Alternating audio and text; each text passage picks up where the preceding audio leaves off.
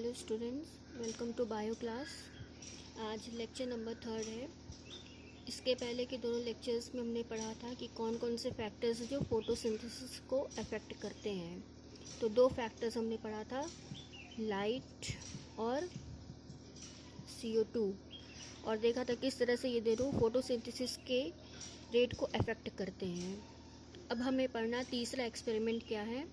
हम लोग को पढ़ना ये है कि क्लोरोफिल किस तरह से फोटोसिंथेसिस को अफेक्ट करता है।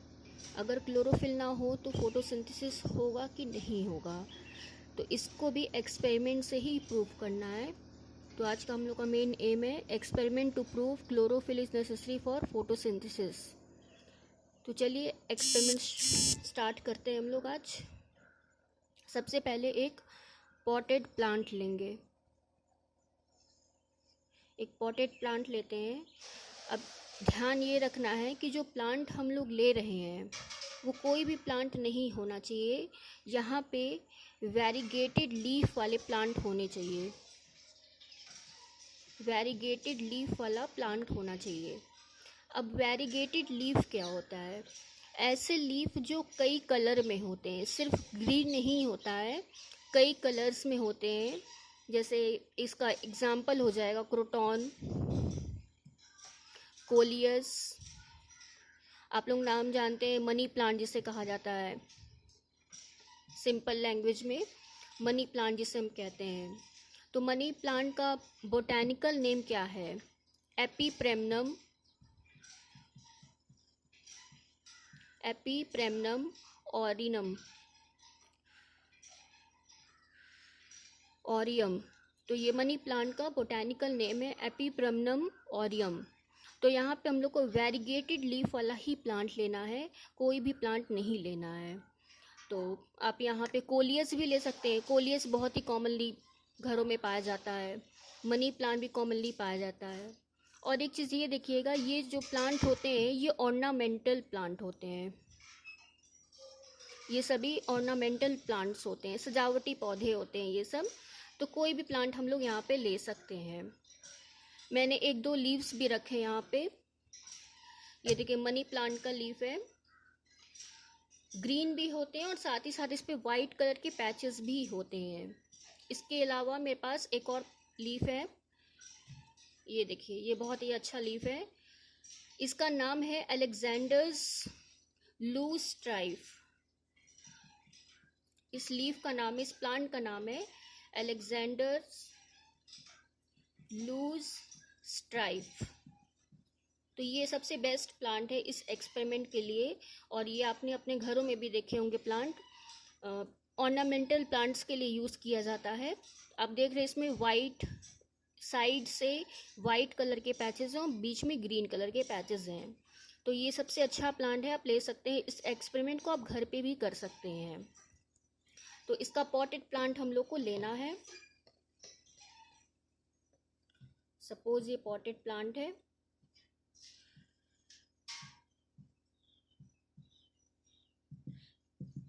सबसे पहले इसको आप डार्क में रख देंगे फॉर 24 आवर्स।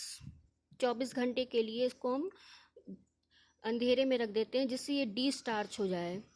डी स्टार्च का मतलब इसके लीफ में जितने भी स्टार्च प्रेजेंट हैं वो ख़त्म हो जाए। तो इसको हम लोग 24 घंटे के लिए शैडो में या डार्क में रख देते हैं। फिर इसके बाद क्या करते हैं, नेक्स्ट डे इस पूरे प्लांट को हम लोग लाइट में रख देते हैं। सिंपली उसको उठा के आप सनलाइट में, पूरे पॉट को सनलाइट में रख सकते हैं। आफ्टर 4 to 5 आवर्स, 4 से 5 घंटे बाद आप क्या करेंगे, इसका एक लीफ प्लग करेंगे। आप ये वाला भी प्लांट ले सकते हैं, इसका नाम मैंने बताया है अलेक्जेंडर्स लूस्ट्राइफ। तो इसका एक लीफ प्लग करेंगे और सेम वही प्रोसेस होगा इसमें। बीकर में इस लीफ को पहले वाटर में बॉईल करते हैं। वाटर में क्या करेंगे, इस लीफ को बॉईल करेंगे। आफ्टर डैट क्या करेंगे, इसी लीफ को, सेम लीफ को हम लोग अल्कोहल में बॉईल करते हैं। तो अल्कोहल में बॉईल करते हैं किस लिए आप जानते हैं? To remove chlorophyll. क्लोरोफिल को रिमूव करने के लिए आप इस लीफ को अल्कोहल में बॉईल करेंगे। उसके बाद लीफ को बाहर निकालेंगे और इसके ऊपर कुछ ड्रॉप्स आयोडीन सॉल्यूशन के डालेंगे। अब जैसा कि आप देख रहे हैं, इस लीफ में साइड में पूरा वाइट है और बीच में ग्रीन है। तो इस पूरे लीफ पे जब आप आयोडीन सॉल्यूशन डालेंगे तो क्या देखेंगे कि जो ग्रीन वाला पोर्शन है ये ब्लू ब्लैक कलर में चेंज हो जाता है। ब्लू ब्लैक कलर में ये चेंज हो जाता है और जो साइड वाला जो लीफ जो पोर्शन है वो कोई चेंज नहीं होता, या तो आप देख सकते हैं ब्राउनिश, लाइट ब्राउनिश कलर में ये चेंज हो जाएगा, या कोई भी कलर आप ऑब्जर्व नहीं करेंगे। तो ग्रीन वाले जो पोर्शन था वो ब्लू ब्लैक में क्यों चेंज हुआ?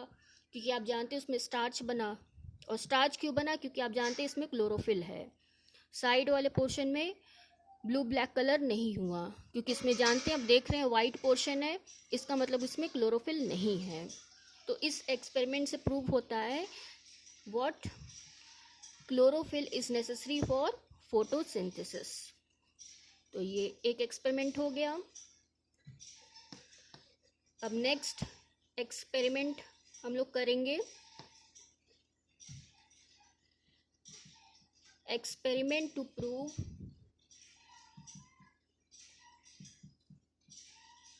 that gas released during photosynthesis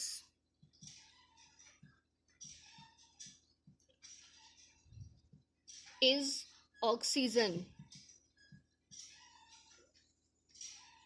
इसका मतलब क्या है कि फोटोसिंथेसिस के प्रोसेस में जो गैस रिलीज हो रही है वो ऑक्सीजन है। हम लोग तो यही जनरली पढ़ते हैं कि फोटोसिंथेसिस में ऑक्सीजन गैस रिलीज हो रही है, लेकिन इस चीज़ को आप प्रूफ कैसे करेंगे कि जो गैस रिलीज हो रही है वो ऑक्सीजन है? तो इसके लिए भी एक एक्सपेरिमेंट है। सबसे पहले क्या करेंगे, एक बीकर लेंगे,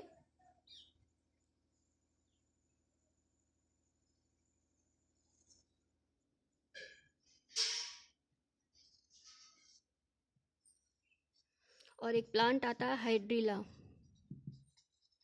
हाइड्रिला प्लांट जो होता है वो एक्वेटिक प्लांट होता है। पानियों में, तालाबों में साइड में आप देख सकते हैं एक्वेटिक प्लांट होता है हाइड्रिला प्लांट। इसके लीफ बहुत ही थिन होते हैं, आपने देखा भी होगा, पॉन्ड के साइड में लगे रहते हैं ये पौधे। तो उस हाइड्रिला प्लांट को आप ले करके आएंगे और इस बीकर में रखेंगे।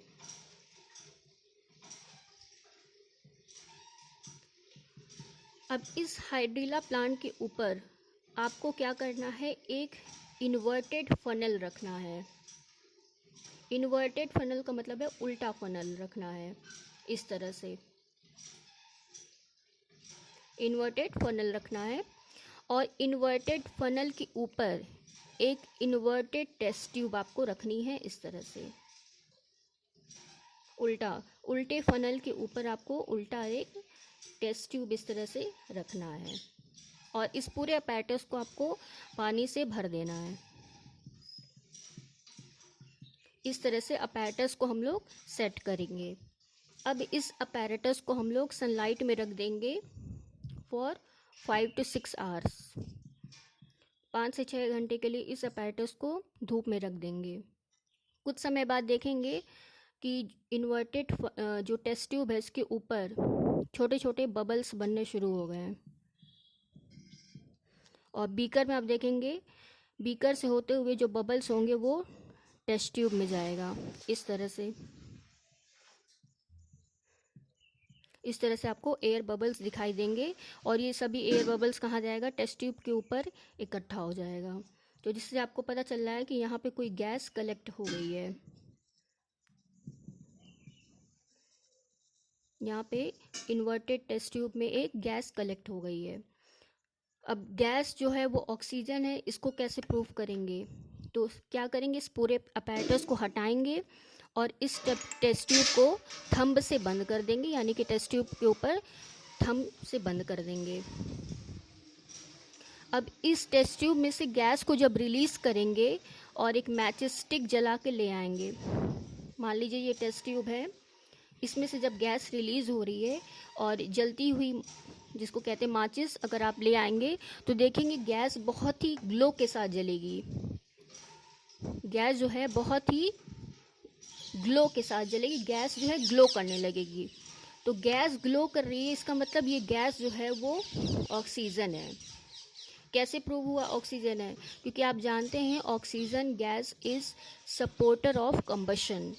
ऑक्सीजन जो है कंबशन को सपोर्ट करता है, तो जिससे ये प्रूव होता है। तो इससे जो गैस निकल रही है वो ऑक्सीजन है। तो ये सभी दोनों एक्सपेरिमेंट आप घर से कर सकते हैं simply.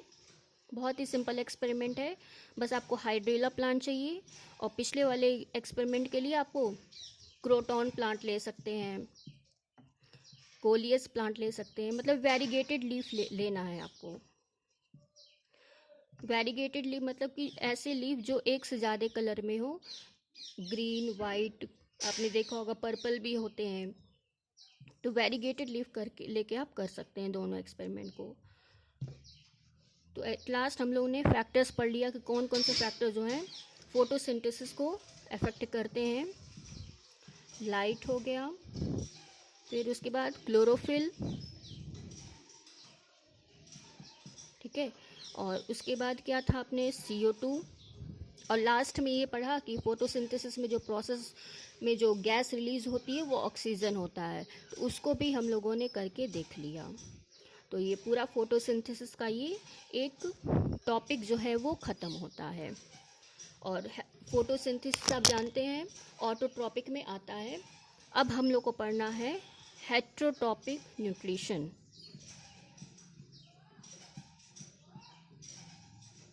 Heterotrophic nutrition, heterotrophic nutrition में आप जानते हैं ऐसा न्यूट्रिशन होता है जिसमें एक ऑर्गेनिज्म अपने फूड के लिए दूसरे ऑर्गेनिज्म पे डिपेंड रहता है। This type of nutrition is known as heterotrophic nutrition. इसमें सभी कॉम्प्लेक्स ऑर्गेनिज्म आ जाएंगे,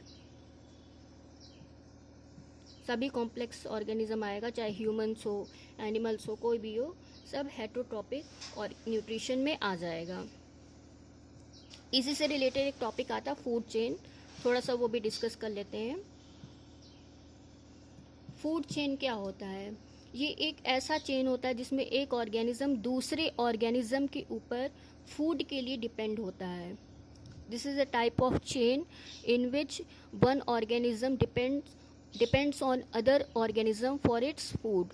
तो इसमें फूड चेन में हमेशा शुरुआत जो होती है वो प्रोड्यूसर से होती है। प्रोड्यूसर मतलब कि जो अपना फूड खुद से प्रोड्यूस कर सके। तो पूरे यूनिवर्स में ग्रीन प्लांट ही ऐसे होते हैं जो अपने फूड को प्रोड्यूस कर सकते हैं। तो प्रोड्यूसर क्या होंगे? Green plants. अब प्रोड्यूसर से क्या होगा? कौन फूड लेगा? Primary consumer.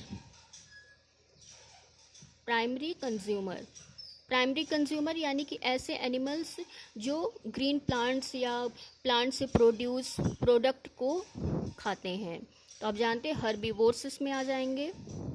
हर्बीवोर्स में जैसे गोट हो गया, काऊ, बफेलो, ये सभी जो है प्राइमरी कंज्यूमर्स हैं, यानी कि हर्बीवोर्स। कंज्यूमर को कौन खा सकता है? Secondary consumer. अब सेकेंडरी कंज्यूमर में क्या होगा? वो एनिमल जो हर्बीवोर्स को खाते हो, यानी कि ऐसे एनिमल जो हर्बीवोर्स को खाते हो। हर्बीवोर्स में सपोज कर लेते गोट आ गया, फिर उसके बाद रैट आ गया। तो अब गोट या रैट को कौन खा सकता है? आप जानते हैं रैट को स्नेक खाता है, ठीक है, कैट हो गई। तो ये सब क्या है? Secondary consumer. अब सेकेंडरी कंज्यूमर को कौन खा सकता है? इसके बाद आएगा टर्शियरी कंज्यूमर। टर्शियरी कंज्यूमर यानी कि सबसे बड़े कंज्यूमर जो स्नेक को खा सकता हो। तो स्नेक को कौन खा सकता है? स्नेक को फिर वल्चर हो गया, ईगल हो गया, पीकॉक हो गया, ठीक है। तो ये टर्शरी कंज्यूमर हो गया। तो टर्शरी कंज्यूमर ही लगभग सबसे बड़े कंज्यूमर होते हैं, लेकिन अगर कुछ फूड चेन्स ऐसे होते हैं जो बड़े होते हैं थोड़े, तो इसके बाद टर्शरी के बाद क्वाटरनरी कंज्यूमर भी आ जाएगा। और ज़रूरी नहीं है कि सभी फूड चेन में क्वाटरनरी कंज्यूमर ही आए, टर्शरी तक भी ख़त्म हो सकता है। तो मान लीजिए किसी भी फूड चेन में टर्शरी या क्वाटरनरी के बाद गया है, तो अब ये दोनों जो कंज्यूमर्स होते हैं, जो ऑर्गेनिज्म होते हैं, सबसे बड़े होते हैं जनरली, और इनको कोई नहीं खा सकता, ये नेचुरल डेथ इनको रहती है। तो ये कहाँ जाएंगे अब? ये नेचुरल डेथ जब इनकी होती है तो डिकम्पोज़र क्या करता है, इनके बॉडी को डिकम्पोज कर देता है। डिकम्पोजर में क्या आ जाएगा? बैक्टीरिया आ जाएगा, फंगस आ जाएगा। तो जब इनकी डेथ होगी क्वाटरनरी या टर्शरी कंज्यूमर की, तो डिकम्पोजर्स क्या करेंगे? इनके बॉडी को डिकम्पोज कर देंगे, यानी कि सड़ा देंगे, और इनके बॉडी के जो मिनरल्स हैं, कार्बोहाइड्रेट, प्रोटीन, विटामिन्स, फैट, जितनी भी चीज़ें हैं वो फिर वापस सॉइल में मिल जाती हैं। तो ये फूड चेन हो गया। तो आप फूड चेन में देख रहे हैं ऑटोट्रॉपिक जो है, सिर्फ प्रोड्यूसर ही ऑटोट्रॉपिक होते हैं। यहाँ पे आप देख सकते हैं वेरी क्लियरली कि प्रोड्यूसर ही ऑटोट्रॉपिक होते हैं, बाकी सभी देख रहे हैं ऑर्गेनिज्म पूरी तरह से प्रोड्यूसर पे ही डिपेंड है। तो प्रोड्यूसर यानी कि green plants are autotrophic, while other consumers are heterotrophic. Primary, secondary, tertiary, quaternary, कोई भी कंज्यूमर हो, सभी क्या होते हैं? हेटरोट्रॉपिक होते हैं, और प्रोड्यूसर जो होते हैं वो ऑटोट्रॉपिक होते हैं।